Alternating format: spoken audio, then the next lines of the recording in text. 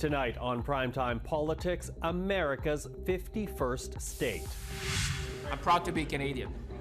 A joke from Donald Trump forces reaction from Canadian politicians.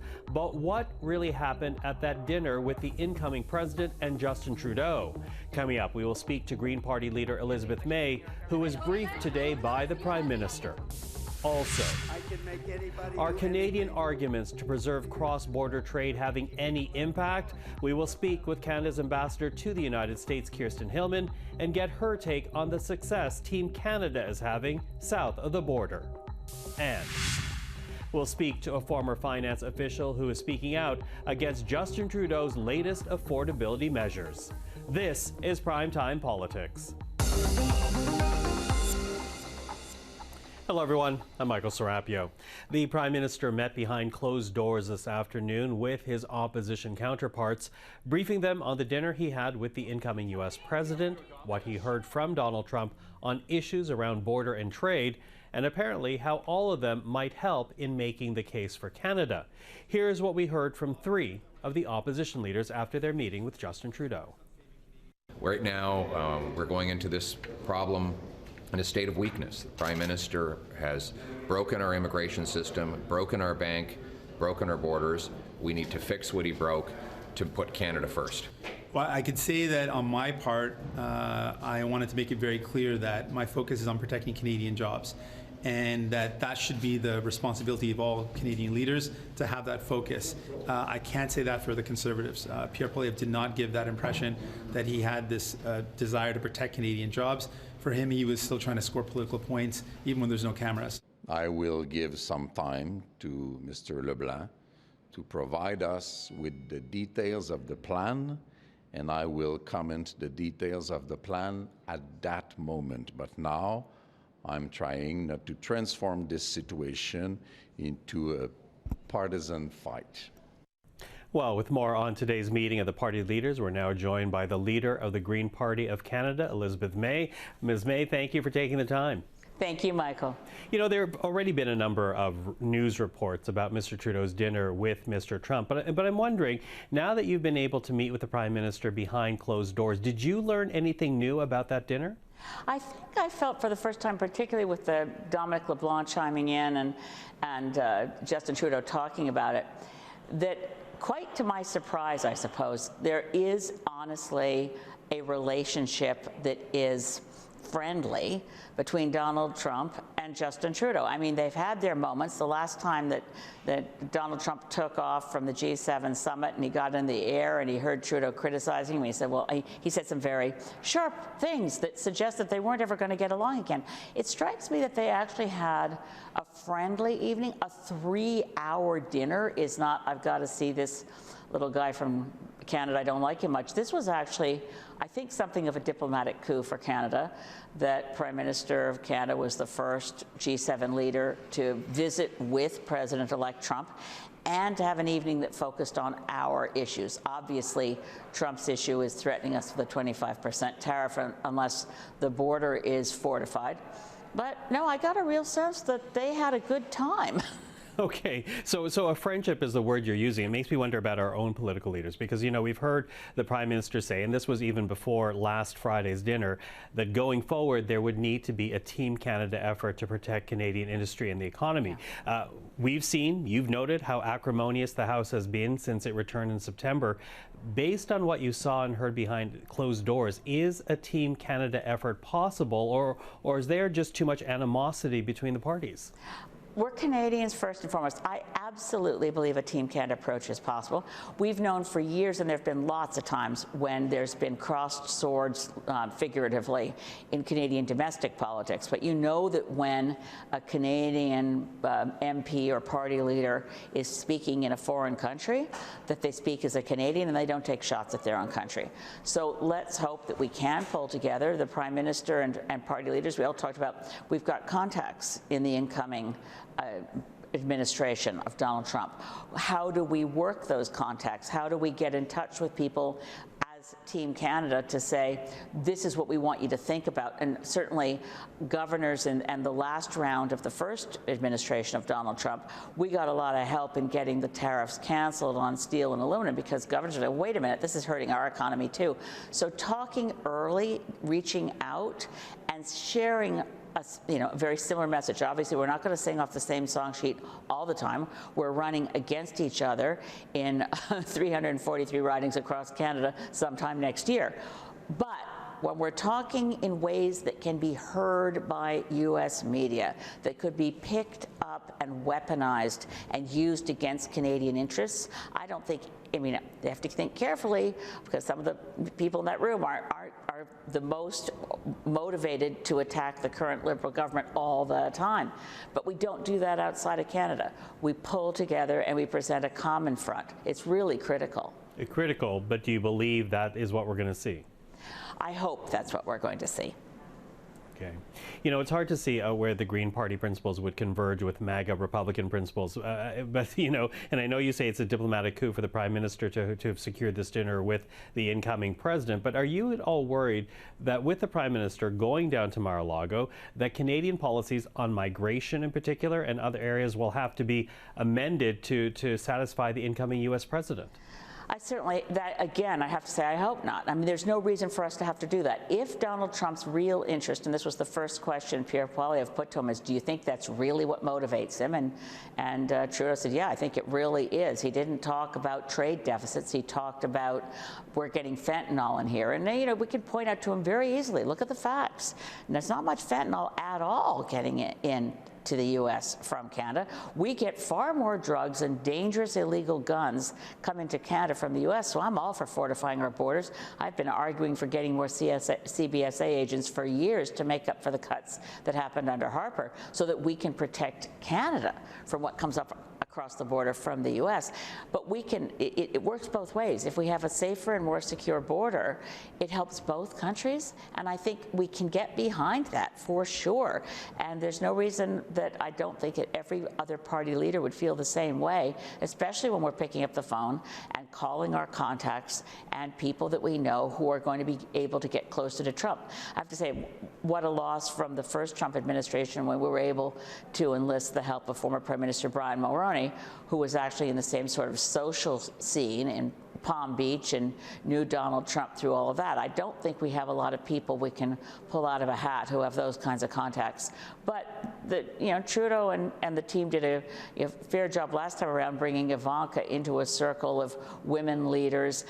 We'll try everything, right? We have to make sure we protect Canada from Trump's retaliation over things that aren't even true. And I think we also have to never give up on trying to convince Donald Trump that action on climate change is essential to protect the U.S. economy too and save U.S. lives. If he's interested in saving U.S. lives, there's a much bigger threat from the climate events than there is from whatever drugs are coming across the border. The opioid crisis is a disaster for both countries. It's a public health emergency in both countries. But the U.S. just had in the last few months 24 separate extreme weather events, each of which cost their economy more than $1 billion each. This should be something that we also continue to pursue. Although, I wonder how well that's going to be received. And to that, I want to share with you a social media post. This was put up by Donald Trump on his Truth Social account, just before our interview began. And you see it right there, standing on a mountain with a Canadian flag saying, "Oh, Canada," no words beyond that. What do you make of this social media post? Well, maybe it's bizarre. I don't find it menacing. He certainly looks like a man who's keeping an eye on us, but on the other hand, I would have found it really freaky if he was planting an American flag in the Canadian Rockies. So as it is, oh Canada, we stand on guard for thee, and that means watching out for Donald Trump. Okay. So, and very quickly, because we're running out of time, what do you see as the major task for you as a party leader between now and Inauguration Day in the U.S. on January the 20th? I think we do have contacts. I don't want to mention the people I know who might be close to Donald Trump, but I'm reaching out to them and trying to figure out how do we get the message that Canada is a friend and ally of the U.S. And frankly, I'm very concerned that we not dump Mexico off the edge of CUSMA just because we want to cut a deal. Mexico suffered enormously from the original NAFTA in terms of loss of farmers' jobs, loss of labor rights, and damage to the environment. Let's try to make sure we're saying we need to diversify our trading partners. We shouldn't be so dependent on just the United States in what we do as a country. We need a different industrial strategy, but the U.S. economy needs Canadian imports, and that's a message that we focus on one step at a time.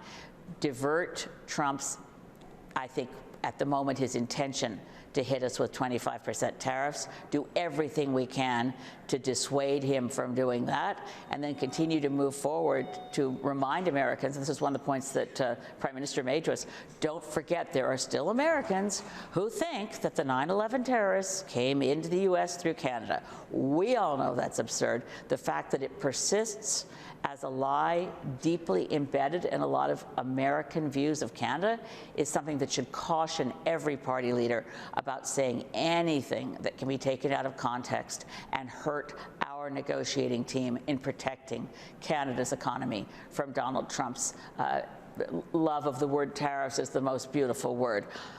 I take him at his word, and that means we all have to work very hard. Elizabeth May, always appreciate the time. Thank you for that. Thank you, Michael. Now, interestingly, one issue that was not raised at the meeting of party leaders was a comment made by Donald Trump. Reportedly, when Trudeau said a 25% tariff would destroy the Canadian economy, the incoming president quipped, well, perhaps Canada should become the 51st state. Government ministers were asked about that comment today. Here is how they responded. In a 3-hour social evening at the president's residence in Florida on a long weekend of American Thanksgiving.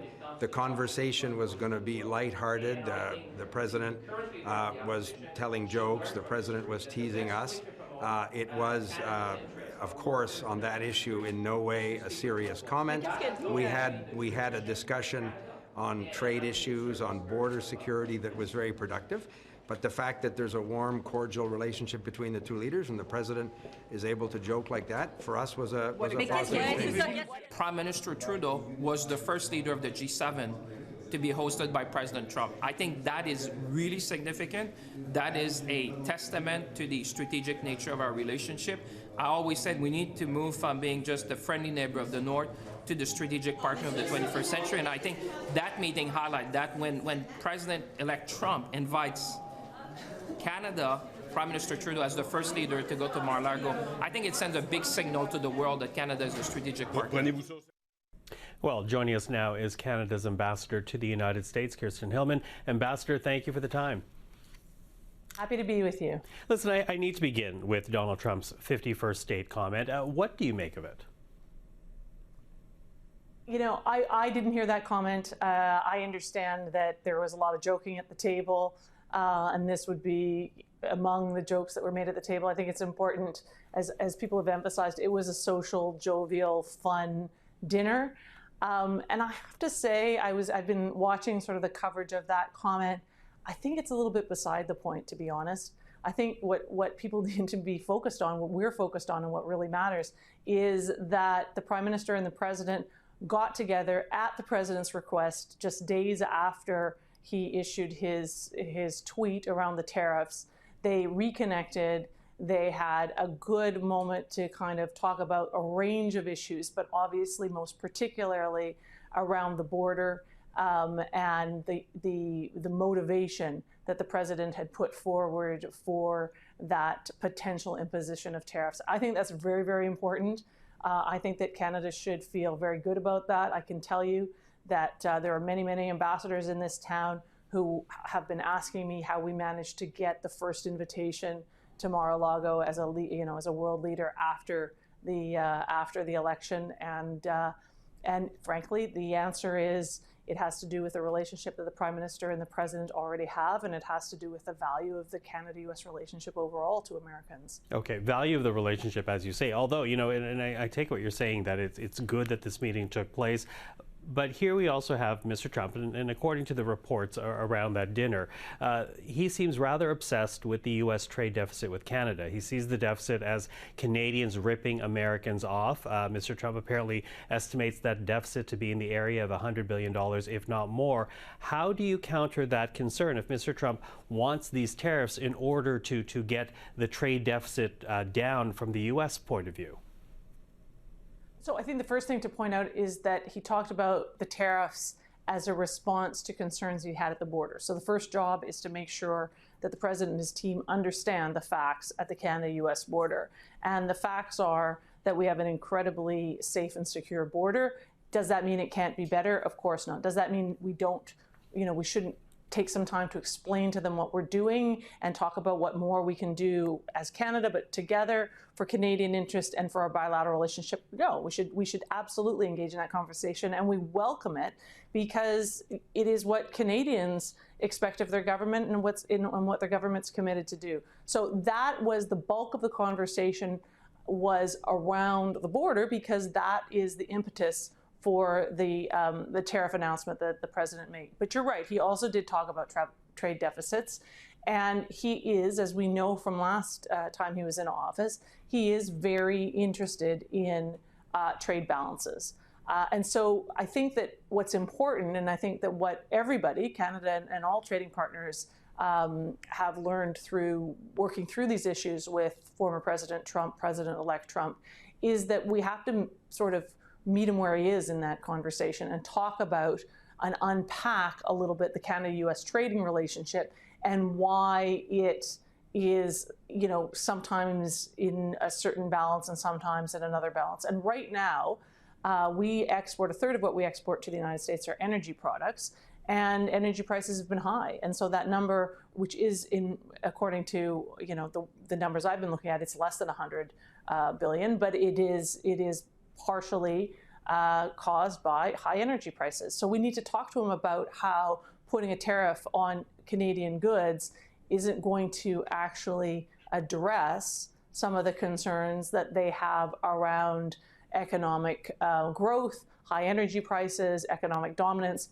On the contrary, working with us and making sure that we are making the most of our trade relationship in all its aspects, including energy, will make it easier for the incoming president to meet his economic objectives. Okay, well, you mentioned the border. I do wonder, though, because the Team Canada, and I remember, you and I talking on the sides in Montreal during the Liberal caucus meeting, talking about this Team Canada approach, selling the economics to whatever administration comes in, potentially the Donald Trump administration. But here you have Donald Trump expressing primarily issues around the border, primarily security issues. Did Canadian officials, misread what Donald Trump's priorities would be? Because again, the focus of Team Canada has been economic, and yet the issues with Mr. Trump seems to be security.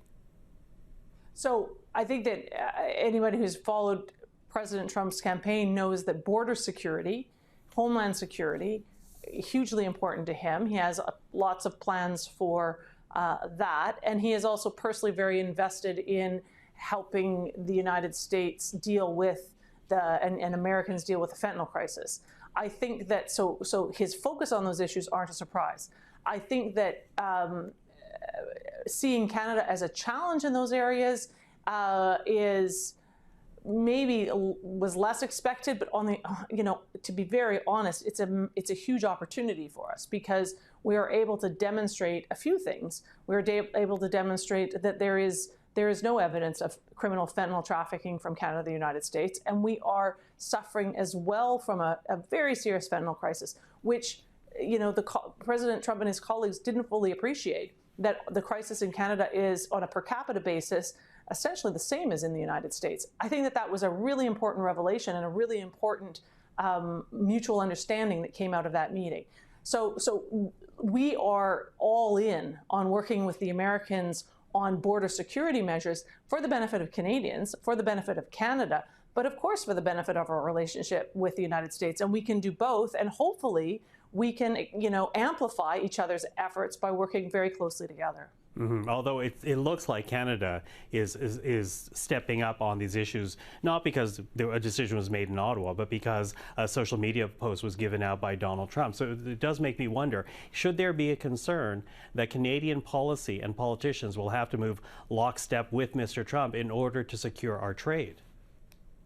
Well, I think I would dispute that. I mean, I think Canada has been for several months thinking about additional expenditures to be made with our Canadian border services, to be made on certain technologies at the border. Those have been underway and under discussion and planned for at least a couple of months. And I'm not intimately involved in some of these domestic discussions, but I know through conversations I've joined in the past couple of weeks that that's been underway for quite a long time, long before that President Trump tweet. So again, Canada is looking to do these things for the benefit of Canada.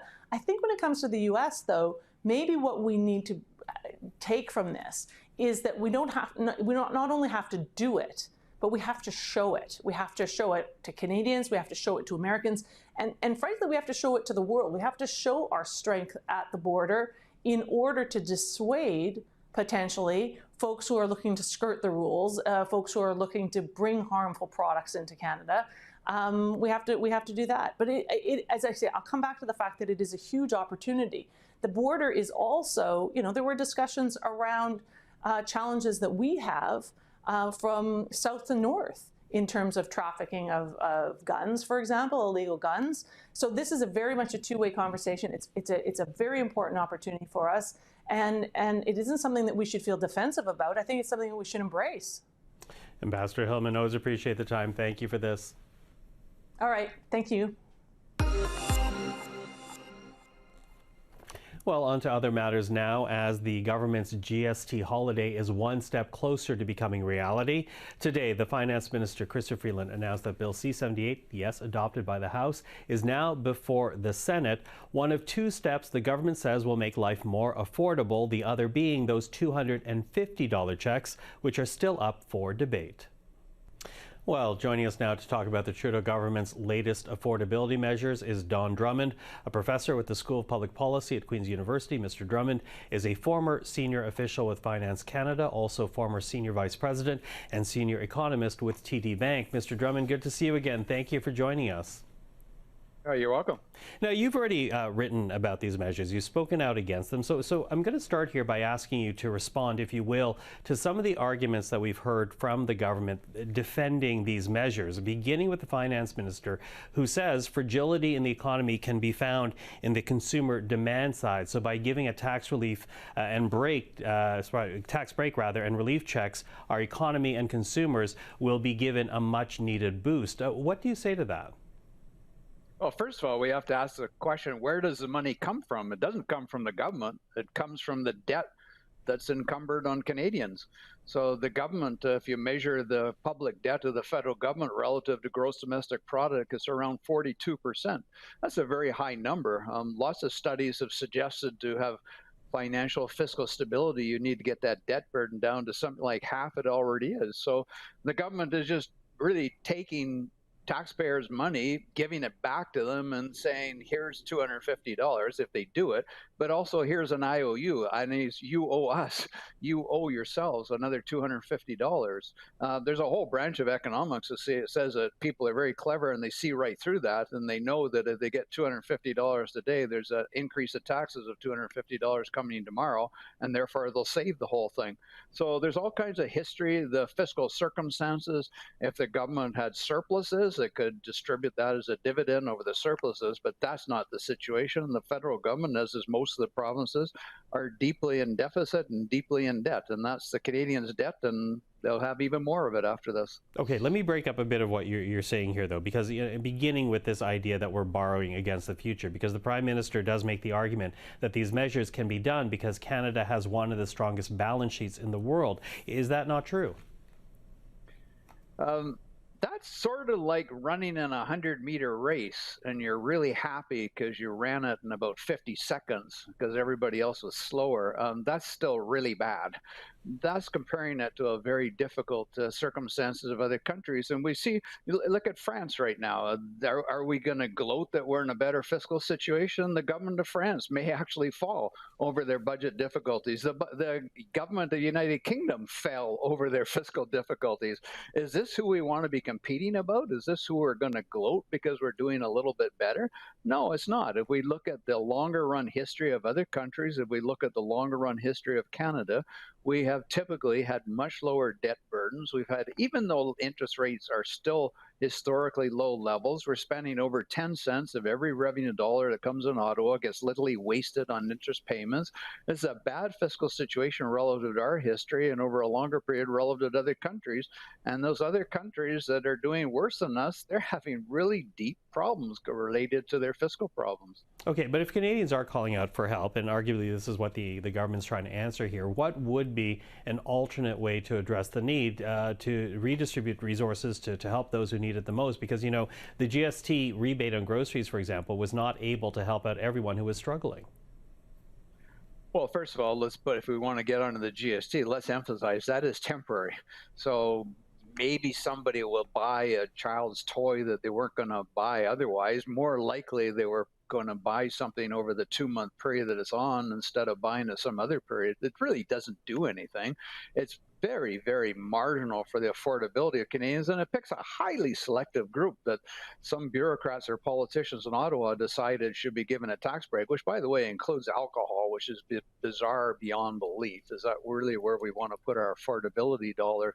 So that measure and this don't solve the problems. The number one problem ailing the Canadian economy, and it's been getting worse, is our lack of productivity growth. And there, if you want to compare to other countries, if we go way back to the early 1960s, when the Organization of Economic Cooperation and Development started as then the 24 wealthiest economies, we had the third highest level of productivity. Now, with more countries, we're about in the middle of the pack.